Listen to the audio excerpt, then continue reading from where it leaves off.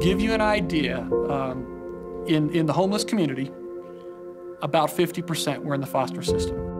Most foster kids will end up in the prison system statistically, or at least many of them will. But when you can intervene, you stop a cycle that could go on for generations.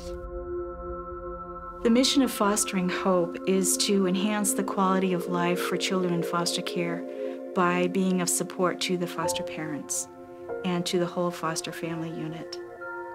We look to the foster parents as the leaders in the family and the experts on the kids.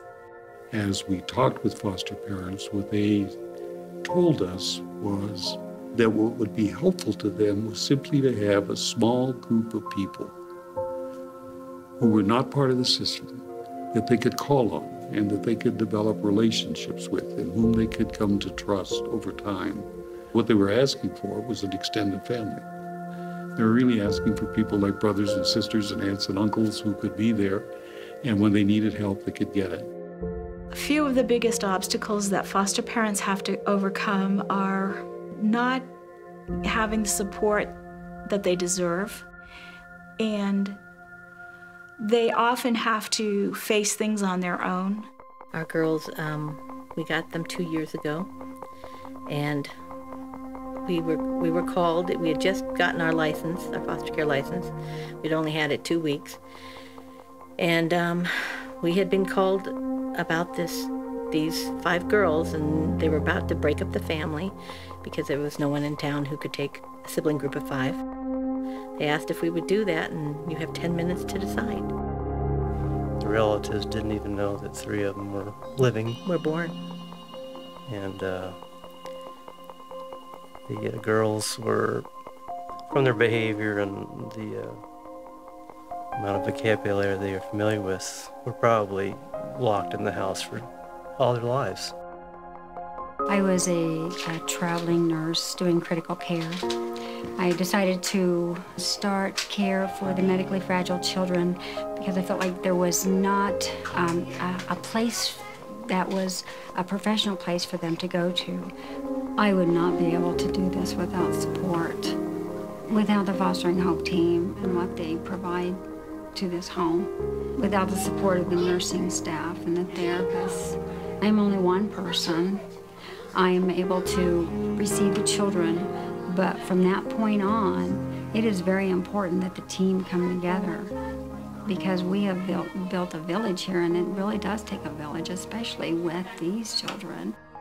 Every little thing that they help with is huge to a foster parent. I have a person doing tutoring with the kids, which for me, that would be impossible. It's so much help. Everybody brings something different to the table, and all of it is just really wonderful and great. Without Fostering Hope, there would be a tremendous burden on our relationship with our own children because they do so much. They're children, they're not parents. Mm-hmm. They can help out for so long, and then that's it. We cannot burden them with the parenting responsibilities that we have for the girls. Even though we've adopted the kids now, and this is true of our bio kids too, they're very insistent we invite Fostering Hope to their birthday parties. Because to them, it's like inviting all the aunts and uncles and cousins. Foster kids feel like there's no connections in their life. Well, they became our extended family. That is a huge healing thing for foster kids, to have some connections. And we were very fortunate. No team is required to stay with them after the adoptions, but our team has kept in contact, different roles, but to the kids, keeping those relationships is so healing. What my kids see is somebody that is giving to them, and they don't have to. They're not being paid. They're not a professional. They're not, they do this because they want to do this.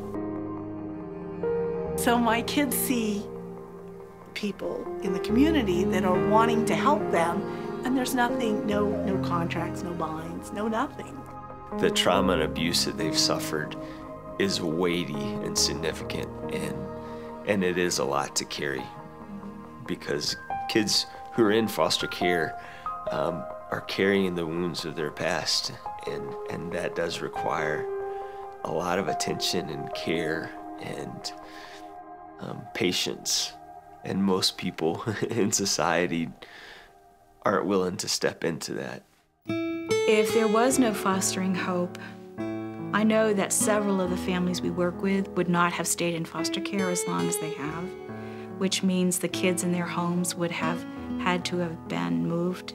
And every time a child in foster care moves, they leave a piece of themselves behind, and their souls lose a little bit. They lose their identity.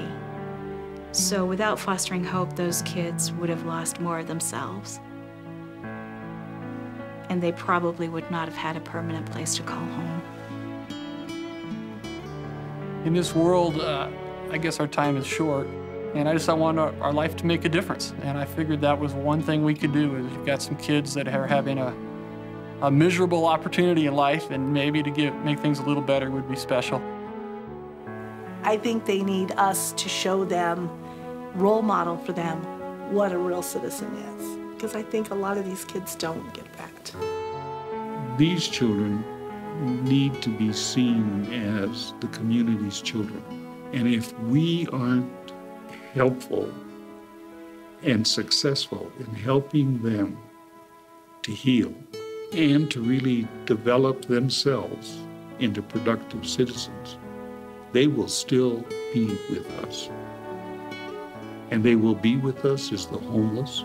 They'll be with us in prisons, which diminishes them and it diminishes us. We may not all have a call to be a foster parent, but we all have a responsibility to the children in our community. And I think this is a great way for a person to fulfill that call and responsibility.